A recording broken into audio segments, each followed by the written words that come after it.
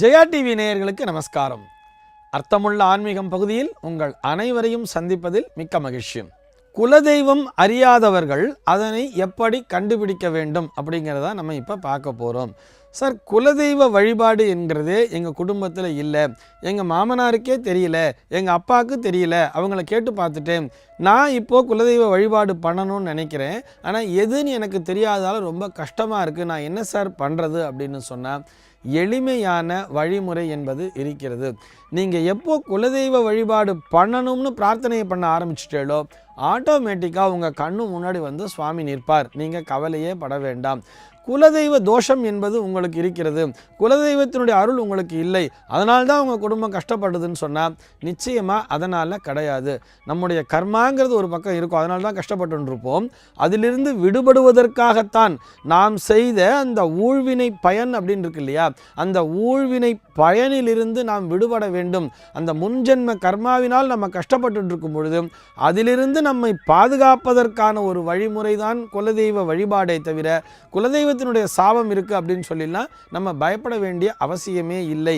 நம்ம வழிபடணும்னு நினச்சிட்டு ஒரு பிரார்த்தனையை முன் வச்சுட்டாலே, அதையே நித்திய சங்கல்பம் வச்சுட்டு இருந்தாலே நம்முடைய குலதெய்வமானது நமக்கு கண் முன்னால் வந்து நிற்கும். இது எப்படி சார் நீங்கள் சொல்ல முடியும் அப்படின்னு சொன்னால், உங்களுடைய ஜாதகத்தை பார்த்தே கண்டறிந்து விட முடியும்.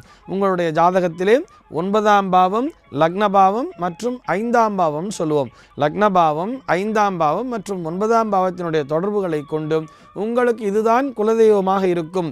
இந்த தெய்வத்தினுடைய அம்சம் என்பது உங்கள் பரம்பரையிலே அனைவருடைய ஜாதகங்களிலுமே இருக்கிறது. ஆக இந்த தெய்வத்தினை நீங்கள் வழிபட்டு வாருங்கள் அப்படிங்கிறத தெளிவாகவே சொல்லிட முடியும். நிறைய பேருக்கு குலதெய்வம் எது, கிராம தெய்வம் எது, இஷ்ட தெய்வம் எது அப்படிங்கிறதே தெரியல.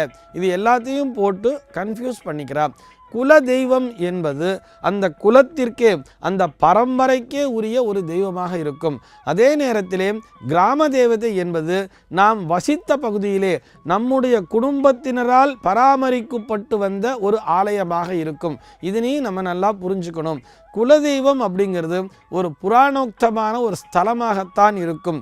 எல்லோருக்குமே ஒரு உயர்ந்த ஒரு ஸ்தலமாக இருப்பது தான் அந்த குலதெய்வம் என்பது. கிராம தெய்வம் என்பது இவர்கள் வாழ்ந்த பகுதியிலே இவர்களுடைய முன்னோர்கள் வாழ்ந்தாங்க இல்லையா, தாத்தா 3ஆம் தாத்தான்னு சொல்லி பரம்பரையாக வாழ்ந்துன்னு வந்துட்டுருப்பா. அந்த ஊரிலே ஒரு கிராம தெய்வத்தை பிரதிஷ்டை செய்து அவர்கள் வழிபட்டு கொண்டு வந்திருப்பார்கள். உதாரணத்துக்கு பார்த்தோம்னா ஒரு மாரியம்மன் அப்படின்னு சொல்கிறா, இல்லை அங்காள பரமேஸ்வரின்னு சொல்லுவா. இந்த மாதிரி கிராமத்திலே இருக்கக்கூடிய அந்த தெய்வங்களை வழிபட்டு வந்த அந்த முறை என்பது வேறு.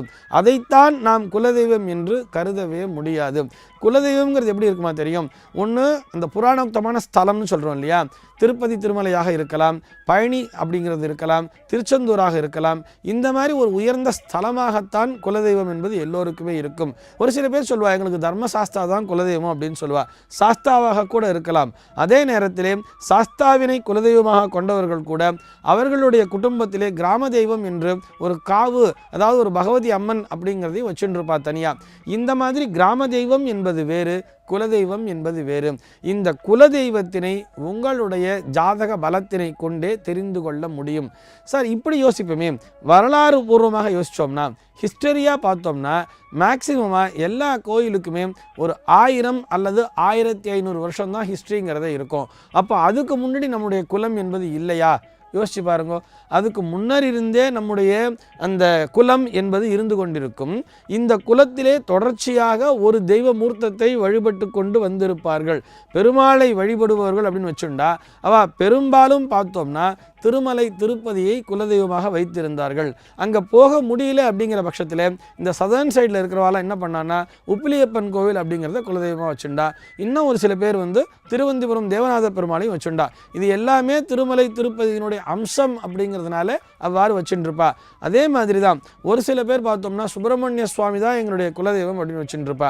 இந்த குடும்பத்திலேயே பார்த்தோம்னா, இந்த குலத்திலேயே பார்த்தோம்னா அந்த பக்கம் இருக்கிறவாள்லாம் பார்த்தா மயிலம் சுப்பிரமணிய சுவாமி வச்சுருப்பா. இந்த பக்கம் நார்தர்ன் சைடில் இருக்கிறவங்கலாம், சென்னையை சுற்றி இருப்பவர்கள் எல்லோருமே திருப்போரூர் முருகப்பெருமானை வைத்து கொண்டிருப்பார்கள்.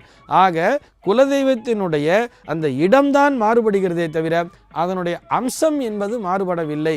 அந்த அம்சம் எது அப்படிங்கிறத உங்களுடைய ஜாதகத்தை பார்த்து நீங்கள் நன்றாகவே தெரிந்து கொள்ள முடியும். அதனை கொண்டே நீங்கள் உங்கள் குலதெய்வத்தினை அறிந்து கொள்ளலாம். எப்படி பார்த்தாலுமே என்னால் கண்டுபிடிக்க முடியல சார், நான் ரொம்ப கன்ஃபியூஷனில் இருக்கேன் அப்படின்னு நினச்சிட்டேன்னா ஒன்றுமே வேண்டாம். ஆற்றுல டெய்லி விளக்கேற்றிட்டு வாங்கோ.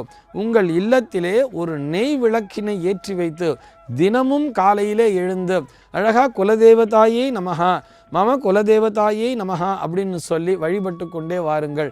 டெய்லி ஒரு நாளைக்கு ஒரு 18 தடவை சொன்னால் போகிறோம். விளக்கேற்றி வச்சுட்டு காலங்காத்தால் எழுந்த உடனேயே ஸ்நானம் பண்ணிவிட்டு பூஜை ரூமில் ஒரு நெய் விளக்கு ஏற்றி வச்சுட்டு மம குல தேவதாயை நமஹா அப்படின்னு சொல்லி ஒரு 18 முறை வழிபட்டு கொண்டே வாருங்கள்.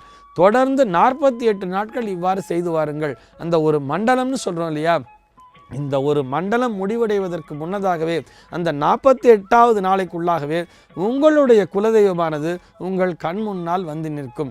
எப்படி சார் வந்து நிற்கும்னு சொன்னால், தெய்வம் மனுஷ ரூபேனான்னு சொல்லுவா. யாரோ ஒருத்தர் என்ன பண்ணுவான்னு சொன்னால், நான் இந்த ஊருக்கு போயிட்டு வந்திருக்கேன், உங்களுக்காக இந்த படத்தை வாங்கிட்டு வந்திருக்கேன், வச்சுக்கோங்க அப்படின்னு சொல்லி கொண்டு வந்து கொடுப்பா. சப்போஸ் அவங்க வந்து திருச்செந்தூர் சுப்பிரமணிய சுவாமியினுடைய ஒரு படத்தை கொண்டு வந்து கொடுக்குறான்னு பார்த்தோம்னா அதுதான் நம்முடைய குலதெய்வம் என்று அறிந்து கொள்ள வேண்டியது. இல்லை இந்த 48 நாளைக்குள்ளவே யாரோ ஒருத்தர் நான் திருமலைக்கு போயிட்டு வந்திருக்கேன், இந்தாங்க பெருமாள் படமும் லட்டுன்னு சொல்லி பூரணமாக கொண்டு வந்து ஒரு பிரசாதத்தை கொடுத்தான்னு சொன்னால், முழுமையான பிரசாதத்தை கொடுத்தான்னு சொன்னால் அதுதான் நம்முடைய குலதெய்வம் என்று நாம் அறிந்து கொள்ள வேண்டியது. இதன் மூலமாக உங்களுடைய குலதெய்வத்தினுடைய அருளை நீங்கள் நிச்சயமாக பெற முடியும். சர்வே ஜனாக சுகினோ பவந்து.